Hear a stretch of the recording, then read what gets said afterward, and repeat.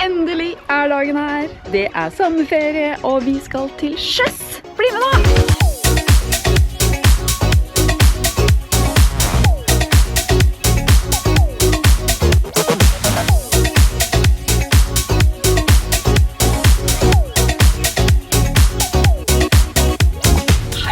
Hei på deg, god sommerferie.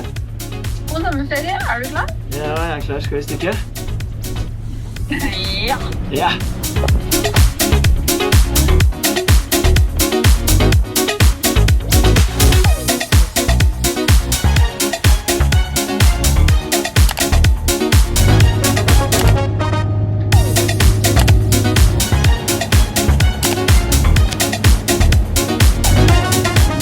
Raymarine i gang og gjør jobben.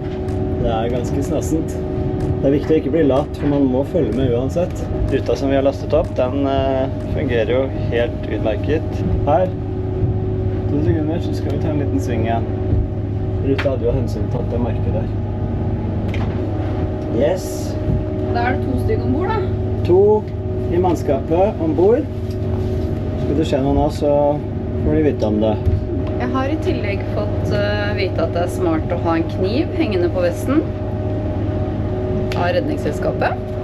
Så den er her. Ja. Og hvorfor er det jeg som har den og ikke du? Nei, fordi at det var du som er på dekk mest. Ja. Vi har fått veldig mange spørsmål om kan du ikke bytte rolle, det er sånn og sånn og sånn og helt for gærent. Da har jeg en kommentar til det. Vi får se, men akkurat nå, det er som i fotball, vet du. Don't change a winning team. Så vi holder det sånn litt til. Det er ikke fordi jeg ikke får lov, det er bare fordi at jeg synes det fungerer bra sånn som det er nå. Hvis dere har lyst til å diskutere mann eller kvinne bak roret, så gjør det i kommentarfeltet. Det er et spennende tema. Og det er klart det er viktig at jentene kjører båt. Helt klart. Det er litt spesielt her i og med at det er et sertifikat inne i bildet. Men du skal ta det, skal du ikke det? Man sier sånn. Jeg tror faktisk jeg skal få med meg barna mine, sånn at de har det de også.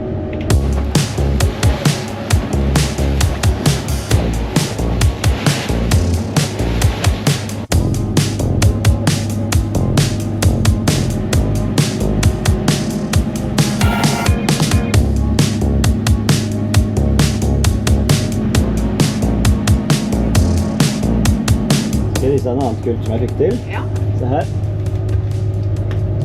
Den er der. Den er fin. Da kan vi se båten, og vi kan se fremover, og vi kan se kartet med autopilot og alt. Der, vet du, der på apper. Kommer været.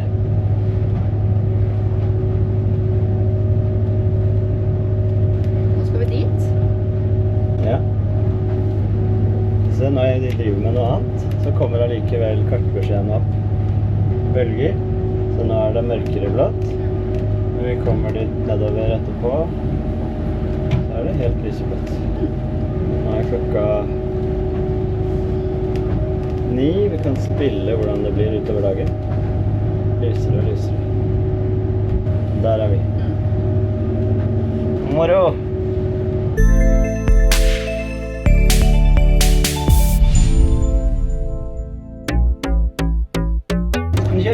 Sånn kjører vi. I need to speed it to feel alive. Ain't no limit, I just wanna drive. I'm not here to save you, I'm out here to thrive. Not here for a long time, I just wanna take the wheel, baby. Do what you feel, take the wheel, baby. Take the wheel. Der nede, rett ut til babord, så ser vi Torbjørnskjær. Og bak der igjen, ganske mye lenger ned, ligger Vedrørna. Torbjørnskjær fremdeles i Norge, Vedrørna rett ut fra Fjellbakka. Nå skal du få se at det er ikke bare et slit å være matros her ombord. Det er ikke bare et slit. Nei, det tar tid. Så bra.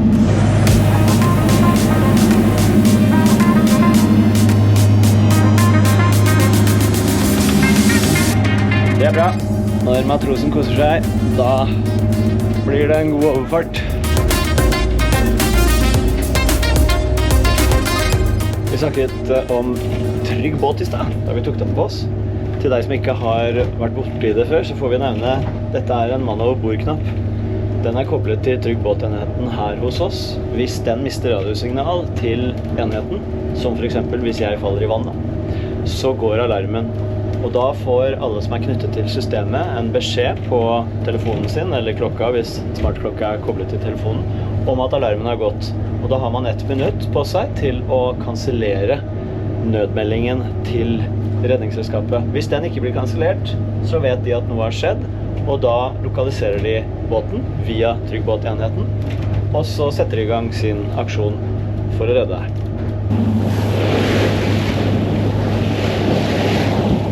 Er matrosen ute av soleposisjon? Ja, det måtte smøres med ny solkrem. Ja, det er veldig bra. 1 time fra søster har det gått, og vi er ved Færder. Der ligger fyret som blinker, så vi kan se det fra Hvaler hver eneste kveld etter mørkets frembrudd. Og da kommer vi til et sydmerke som ligger der borte. Vi kan se det der. Og når vi passerer det, da skal vi justere kurs litt mer vest. Og da tror jeg vi har 4-5 timer på samme kursen. Og da er jeg spent på sjøen, for her har det blitt høyere bølger, men de er jo sånne deilige dønninger, så det er ikke noe krappe bedrøveligheter. Er du happy? Jeg er superhappy. Bra. På tidligere turer sydover langs norskekysten så har vi jo gått inn ved verdens ende, altså på nedsiden Tjøme. Og så har vi gått over Rakkebåene. Det er noe helt annet. Der er det krappere bølger. Her er det de lange havdønningene. Og vi er mye lenger ut nå, som du kan se på kartet her.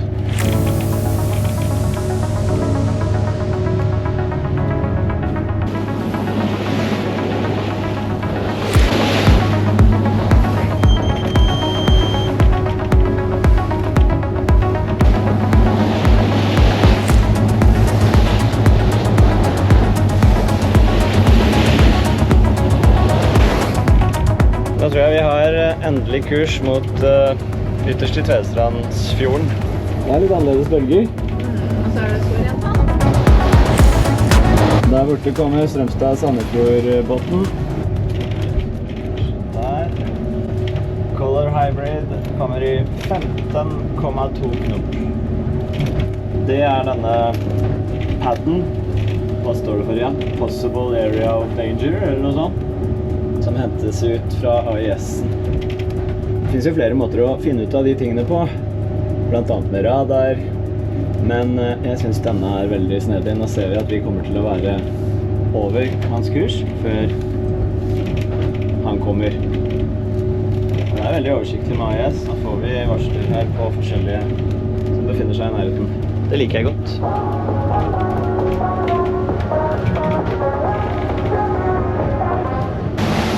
Stavern. Her kommer det en båt i ganske godt liv som kommer til å krysse vår kurs, og vi har den allerede her. 0,36 nautiske, 0,34 unna. AIS-en der. Han kommer til å krysse kursen vår før vi kommer dit.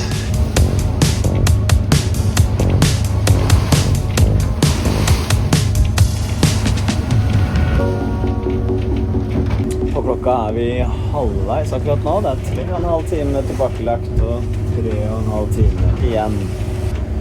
Fortell gjerne i kommentarfeltet om dine erfaringer med å krysse Ytre Oslofjord.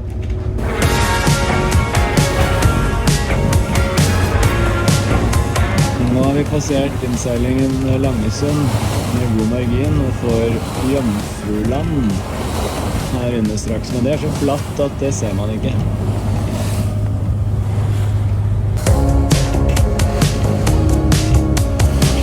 Et område med litt høyere bølger, men fremdeles ganske behagelige. Og det er altså 2 timer og 10 minutter igjen. Jeg synes det går helt nydelig. Jeg liker det.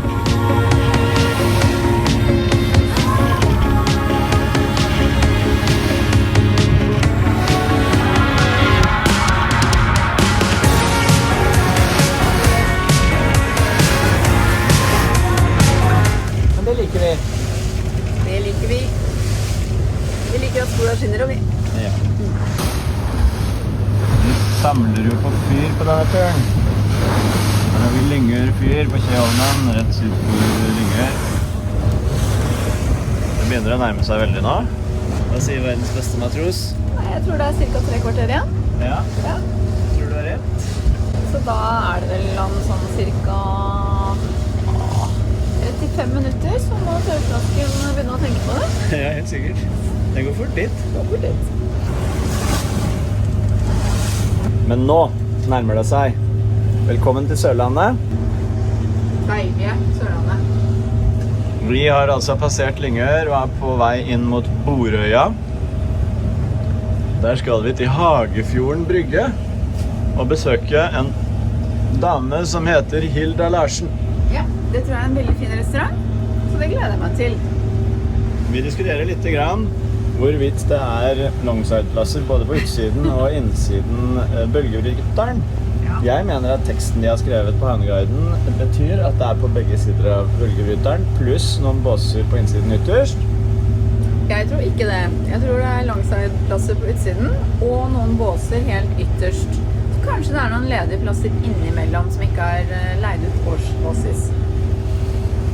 Så da gleder vi oss til å komme dit. Det er cirka et kvarter til. Lili jobber som en helt.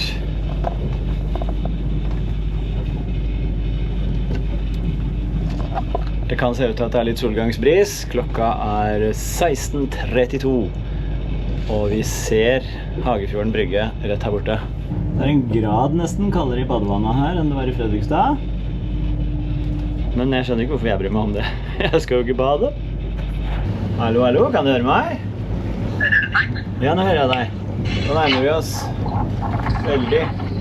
Det ser ut som Lili har rett med hensyn til plasser. Jeg er ikke overrasket over det. Nå kommer det en ferge på styrbord side. Som skal inntil der, eller som skal... Åja, bak der. Er det greit for deg da med å begynne tilleggingen? Ja.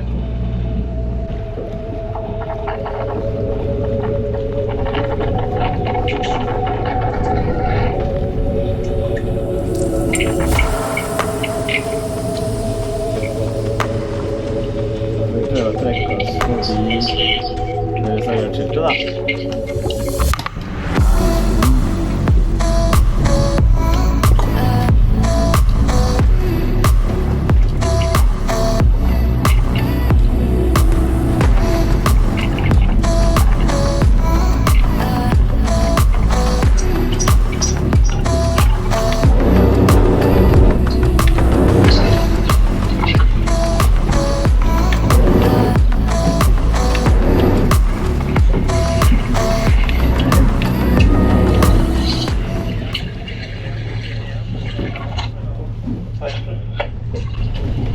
T1 svarer. 06. T1 gang. 06. Hei sann, T1 svarer. Hvis du ligger på utsiden av bølgebryteren, så lønner det seg å fortsette litt og legge fra meg helt innerst. Veldig nyttig tips. Jeg så at det sto et reservert skilt på de på innsiden. De som er på tverrliggeren ut, de hører til i restaurantene der, så de er til utleie. Det er bare de helt innerste inn mot fiskemottaket, eller gamle fiskemottaket, som er reservert. Nei, men jeg lurer på om ikke jeg bare bakker her hvor jeg er nå, og så går helt med rumpa helt opp til Hilda Larsen-restauranten.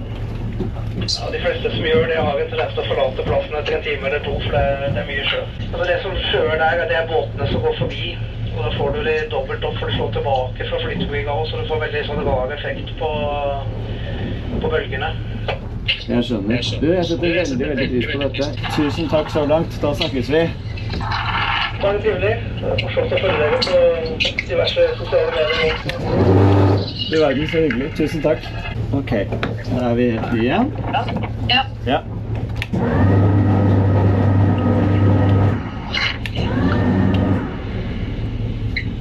Oi. Jeg skjønner. Husk på å ta jolla bak.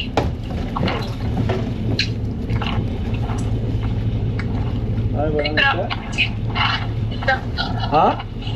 Det gikk bra. Ja, nå har det skjedd ganske mye. Vi ble kalt opp av en hyggelig taxibåt Ja.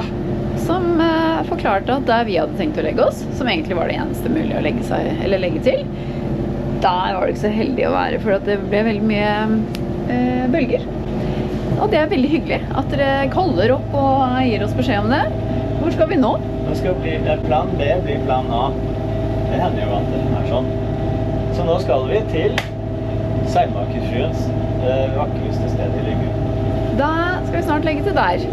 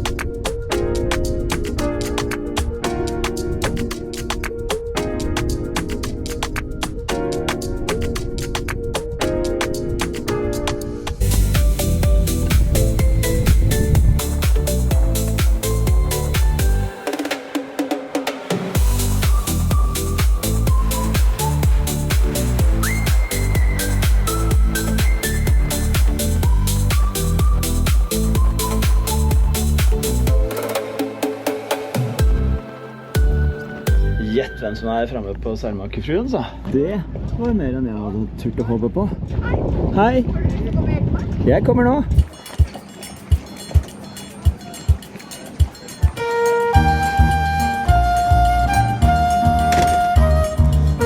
Seilmakerfruens. Nå er vi ordentlig heldige.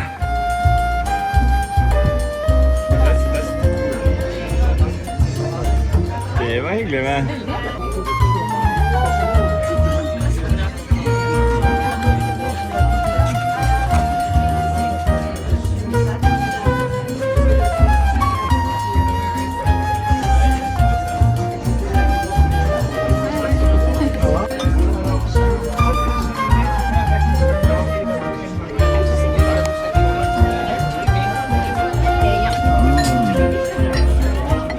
Det er godt, da.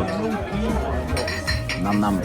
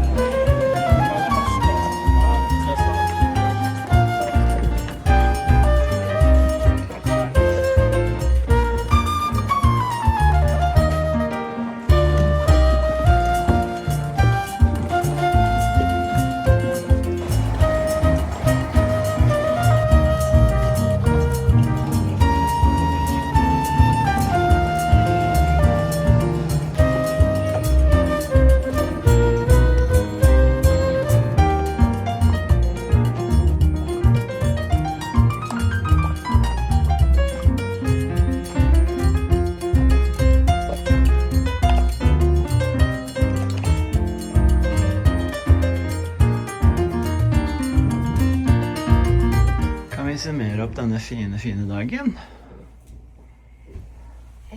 Ja. Vi skulle egentlig reise klokka 5 fra Fredrikstad, Ja. men det fikk vi ikke gjort, fordi at det var kamp, og vinden var litt annerledes enn vi hadde tenkt oss. Ja. Eller bølgene i hvert fall. Og så har vi vært på sjøen. Vi har hatt store havbølger, og vi har hatt litt sånn rotete bølger. Så skulle vi egentlig til Hilda. Helga Larsen, som jeg kaller henne. Hilda Larsen, det gikk ikke så bra. Nei. Og da endte vi opp her, som er et av våre favorittsteder. Vi har vært her en gang før. Ja. Lyngør, Seilmakerfruens kro. Og vi trodde ikke at vi kom til å få plass her. Det tenkte vi var helt... Det var ikke noe vits å prøve engang. Nei, det er som å vinne alle tallene i lotto. I hvert fall en kveld i juli. Så det var plan B, men så gikk plan A gærent. Takk til deg som tok kontakt på VF og sa at da blir du ikke lykkelig. Jeg liker å være lykkelig. Her er jeg lykkelig. Ja. Og nå er det 3. dagen på rad hvor jeg legger meg 1:30 på natta. Så nå tror jeg faktisk jeg skal krype ned i den deilige senga og legge meg. Ok, natta da. I morgen er det tirsdag. Da skal vi sannsynligvis til Kristiansand. Ja, det slitter. Ses i morgen.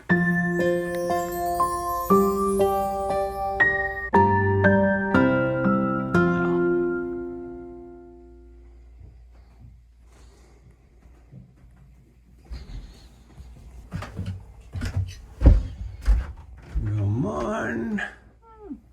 Ferien dag 2. Ferie dag 2. Åh! Er det Kristiansand nå? Nå skal vi til Kristiansand. Hva er klokka egentlig? 7:02. Hva kan sove litt til da? Det la være klokka 21:50. Det er 9:12 det. 9:12. Det holder for en matros. Tørrslask. Vil du ha kaffe da? Ja, takk. Da blir det kaffe.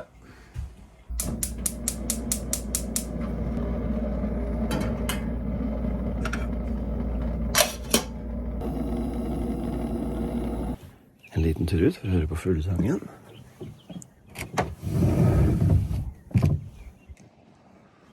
Så stille og fint. Lyngør seilmakerverksted og seilmakerfrøens kro. Det anbefaler vi. Til sjøs godkjent. 2 på siden av hverandre langside der. Og den første på innensiden hver side er for overnattende, og resten er drop-in til restauranten. Det blir en liten sanitærtest her også. Den blir ikke lang, men jeg skal vise dere hvordan det fungerer. Det er i selve restauranthuset.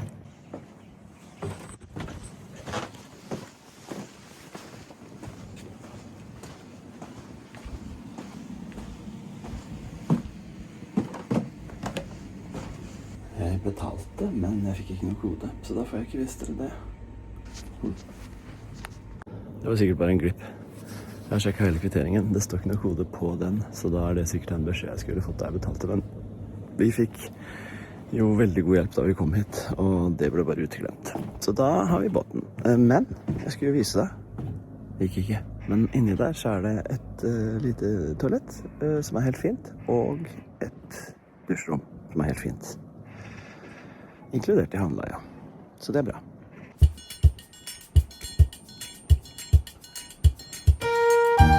Og nå kommer solen.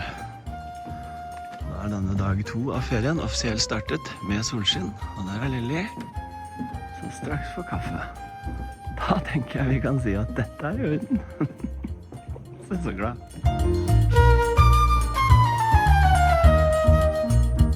Her på Lyngør blåser det i alle retninger.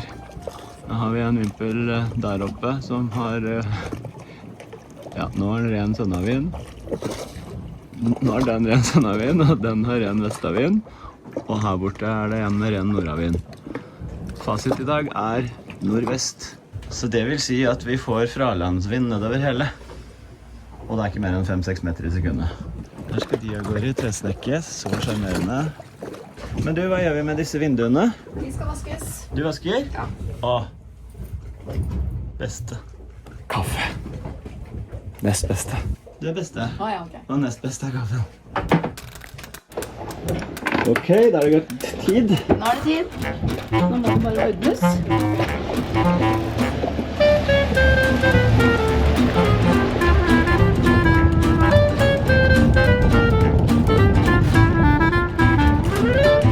Det er en vakker dag på Lyngør.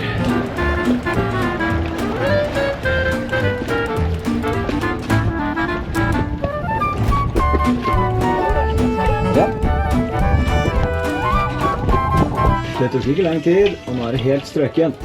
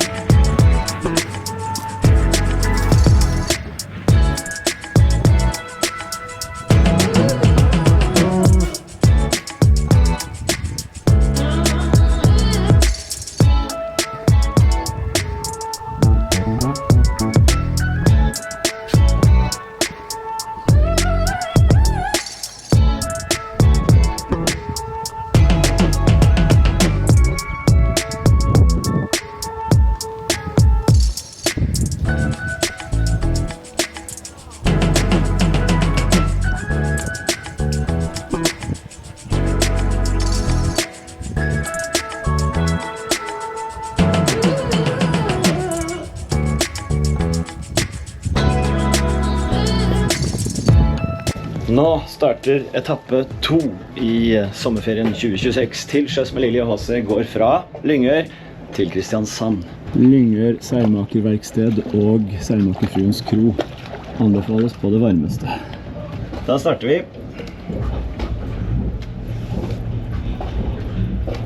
Da starter vi slepestreken uten rute. Sånn, da har vi oversikt akterover. Da skal jeg ringe Lilje, tenker jeg. Er du gjort klar? det? Jeg er klar. Jeg er klar hvis du er klar. Ja, da. Det bakerste tauet har ikke gått. Vi har ca. 2 meter til seilbåtfart. Vi er fri. Tusen takk skal du ha. God tur dere også. God sommer. Ja, det er hyggelig.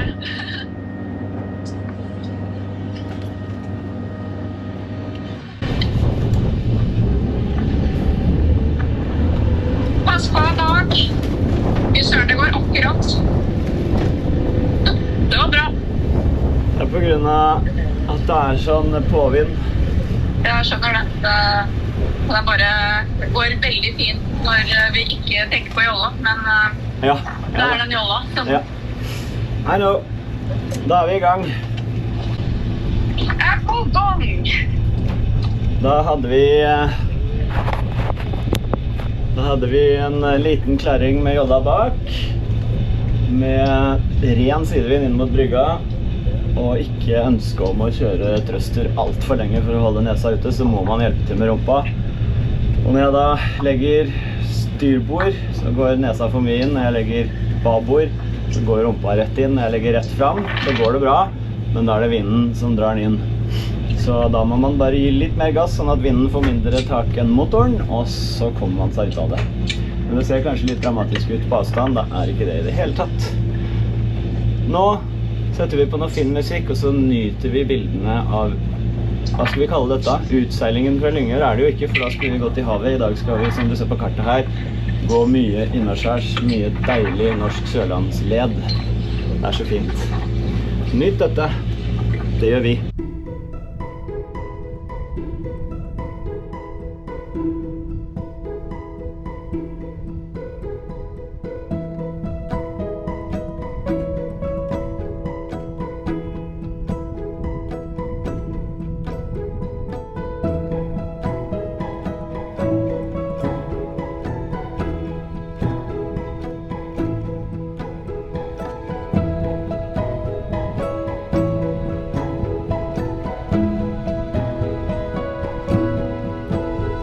Sånn, da er vi ute i fjorden igjen på innsiden øyene på vei sydover. Der borte er Gjøving.